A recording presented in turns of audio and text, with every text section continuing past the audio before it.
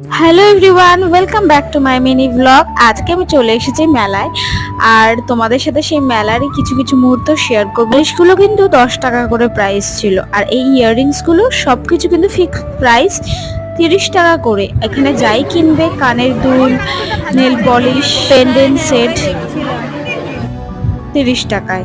এই বড় বড় ঝুমকাগুলো 30 টাকায় তোমরা পেয়ে যাবে। এখানে কিন্তু সবকিছুই 30 টাকায় পাওয়া যাচ্ছিল।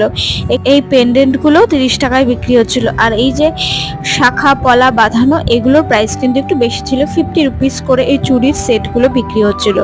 তো এখানে হোম ডেকোরসের কিছু জিনিস দেখতে পেলাম, গাছ, এগুলো কিন্তু ফিক্সড প্রাইস।